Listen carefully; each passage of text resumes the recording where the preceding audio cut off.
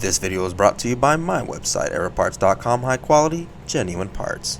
In this video, I'm going to be replacing the rear oxygen sensors in a 2006 Cadillac STS. Now, I'm going to be using ES20113. That number could change from the time that you see this video, so double check it. It fits a lot of different GM vehicles. I'm going to show you the location of the oxygen sensors and the process to figure out what went wrong with this sensor and why we're replacing both rear oxygen sensors and not just one. I tried to get away with doing one and it didn't really work very well. As you can see, I'm showing the locations of the oxygen sensors, and the front ones are harder to reach, but we're not doing that in this video. Remember that bank 1 is the right hand or passenger side of the vehicle and bank 2 is the left hand or driver's side. Now take a look at the voltage reading from bank 1 sensor 2, which is the rear one. It's barely putting anything out as compared to bank 2 left side sensor 2, which is the left rear oxygen sensor.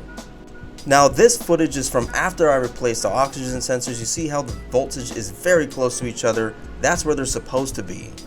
Now these are the codes that the computer threw. Obviously the computer picked up on the voltage anomaly, but it also threw a catalyst fuel trim system to lean on bank 1. We can ignore that one now because we've already checked our voltages and we know it's the oxygen sensor, but that can be confusing. So when you get multiple codes like this, that doesn't mean you have multiple problems. One issue can set off multiple codes, but further diagnosing is always necessary.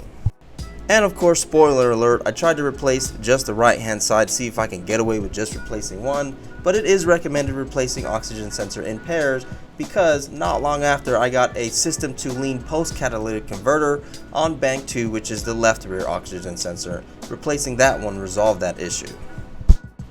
And one last thing is an exhaust restriction can also yield a similar result. So I'm actually checking the temperatures before and after the catalytic converter. Now normally a functioning catalytic converter should be hotter after the catalytic converter, but I'm looking for uniformity here. If you want to see if the catalytic converters are functioning properly, you have to rev the car up and hold the engine RPM at a higher RPM to get some air flowing through those catalytic converters, which allows the catalytic converters to heat that air up. You can actually get a good reading, but wasn't doing that here, and I see that the right and the left side weren't very different.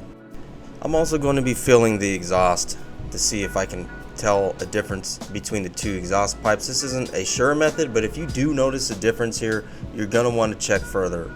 And unlike some other cars, this has a true dual exhaust, so if there's a restriction, you may be able to feel it. And of course, replacing the oxygen sensor is very straightforward. You need a 22mm or 7/8 wrench or socket. Now I'll have that on the screen for you. You can use a wrench or an oxygen sensor socket.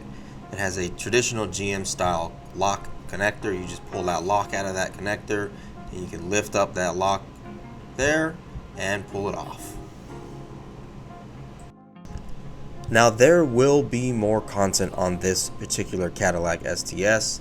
This is my neighbor's car actually, and he's gone through some medical issues. It hasn't had a lot of maintenance done in years actually, to my knowledge. Now I still need to diagnose it. There's still things that need to be checked on it.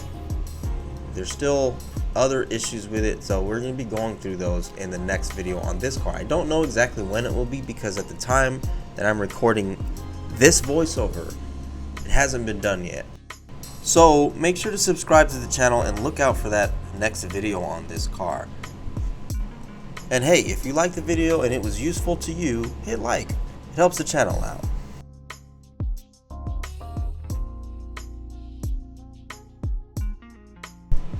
And that's it. It's all together. You just put that lock back in and you are done. Just put it all back together and take it for a test drive.